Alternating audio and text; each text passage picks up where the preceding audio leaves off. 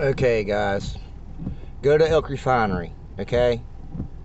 And before you cross this bridge, hang left, and that's Falling Rock. And I'm going to take you up through here, and I'm going to tell you a little bit of history, since I got a YouTube now and I can do longer videos.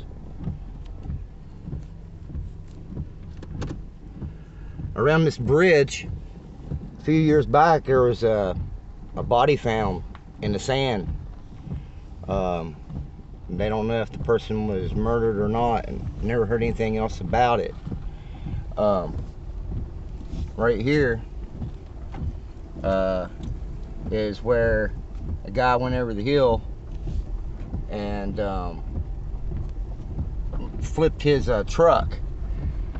Had people in the back of it. Flipped his truck. He was doing whippets. He took the turn too fast and went over the hill.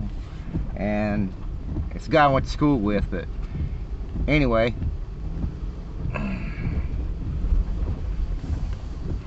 Now you get to the first holler here, and this is named Schoolhouse. Okay, it's the Schoolhouse holler by the old maps, and that's the old road going up. Over there is where the bridge used to cross for Falling Rock.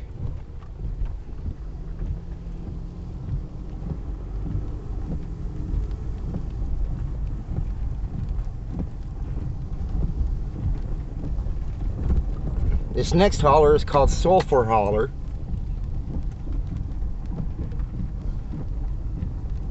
That's Asplin's dumpings. To me, that's money, but to them, I guess it's nothing. This used to be a dump right here on the left-hand side until they closed it off, and you could actually smell the sulfur. It stunk, and I'm pretty sure that's an old mine.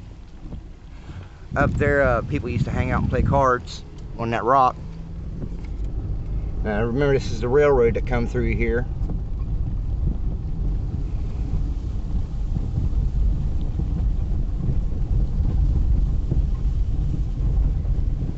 The first railroad was said to be a slave railroad operated by the Cannel Coal Company.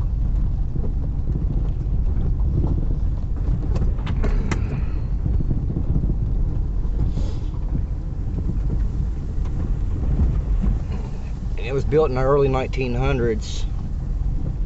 Possibly a little earlier was when this one was built.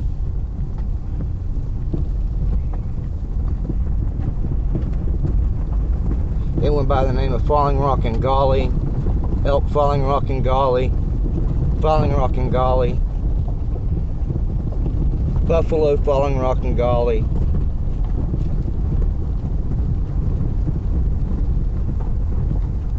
It was, president was J.B. Weir.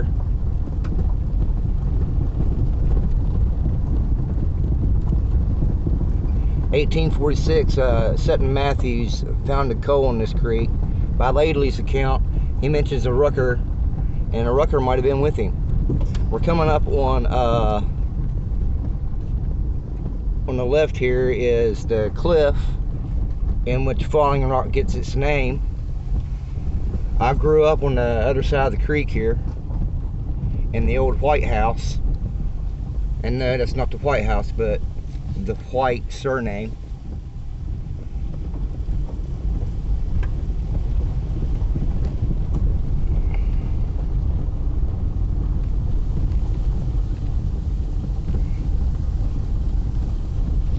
This house up here was the last one surviving, and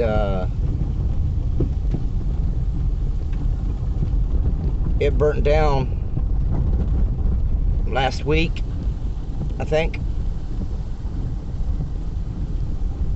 There used to be a house here to me on my left. The Lesher Boys, when I was growing up, was right there where those trailer beds were sitting. They really cleaned this up. That's the old Bud Wood's house.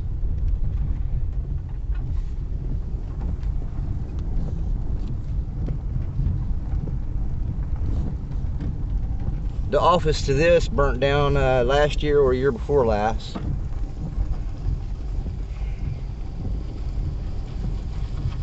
My dad planted an apple tree right there in front of that building. Worked here. Used to be you could hear the compressor station just pumping. They would load up cars with oil and stuff here. And at first, before there was pipelines, and take them out to the end of the holler. Right here was a sawmill. It probably supplied Clendenin lumber. That was right down there at Youngstown Drive.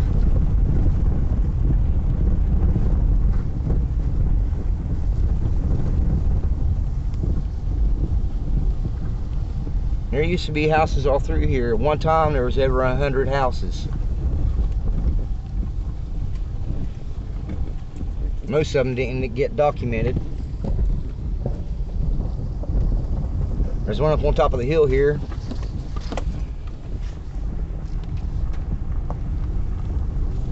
Used to be one to my left, right up here on the other side of this fort.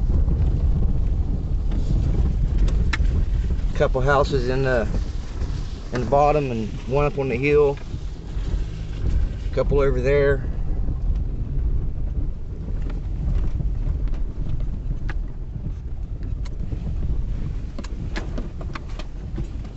The electric came through about 1940 when C-Tex, the owner of the holla, pretty much requested for electric to be installed.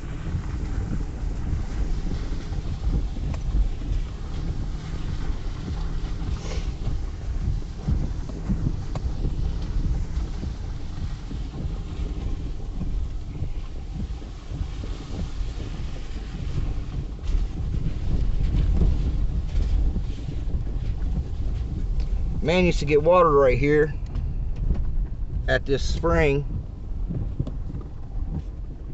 He had a sieve and a ladle sitting there for a long time, and somebody come along and took it.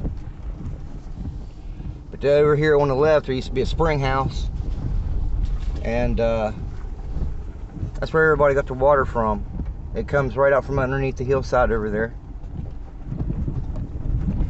And up here on my left as we pass used to be the old tipple yard where they would load. I'm told there used to be a house in this bottom here, but I'm not sure.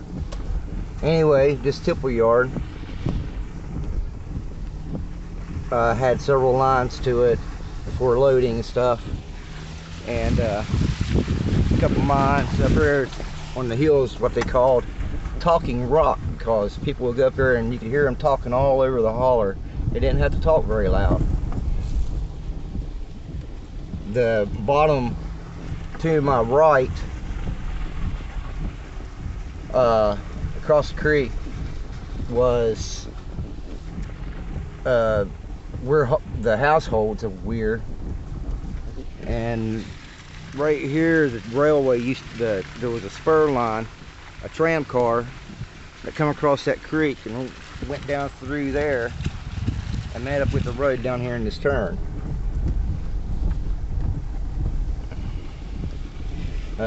Falling Rock ceased operation in 1861. I suppose it was probably because of the Civil War and the abolition of slavery.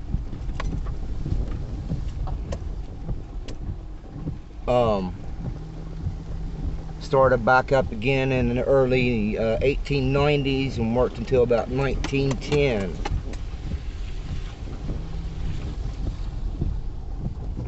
John Young helped build this tower. He died in 1850. He said that he had put the last brick on the top.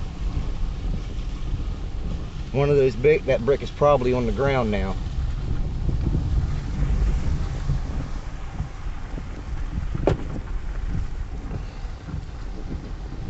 This was the town of Weir. The post office was on my right here.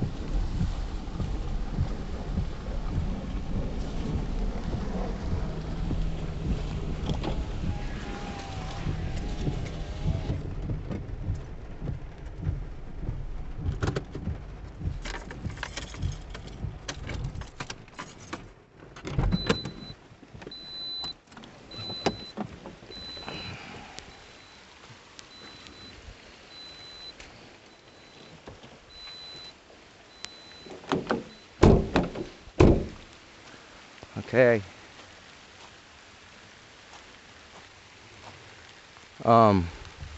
All this was buildings. This tower is as old as possibly 1838. I found a date for 1838. An article in a newspaper says that that was written in the 1950s says that it's 150, possibly 150 years old, which would have put it around the turn of the century for the of 1800.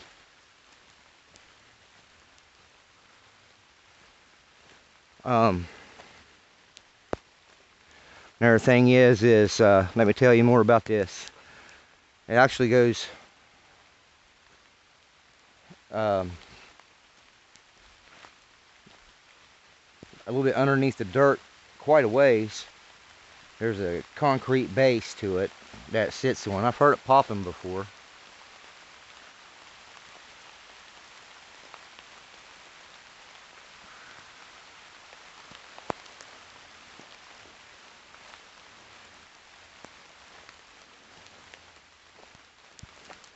Now, even though this was constructed by slaves, I don't look at it that way, because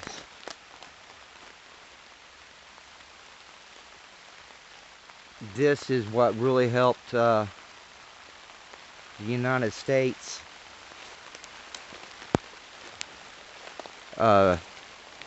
become a powerhouse.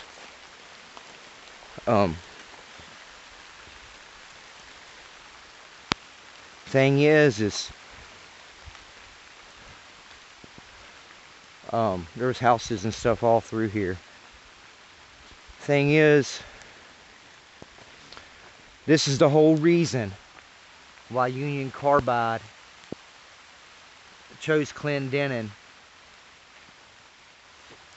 and the Elk Refinery was chosen for its site. J.B. Weir and what he was doing here in the early 1900s, late 1800s, refining coal and drilling oil wells and producing gas. It's said that there are pockets along the Elk River between uh, Clendenin and Clay. There was two of them that um, when people traveling by night by torch would pass these places, and they would ignite the gas pocket. So could you imagine how freaky that would be to just have a gas pocket ignite by torchlight?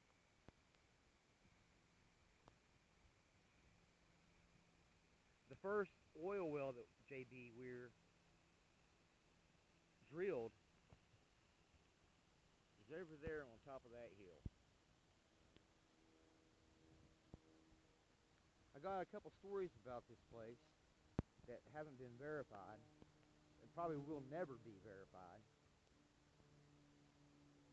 Um, but just hang in there and we'll tell those stories for you.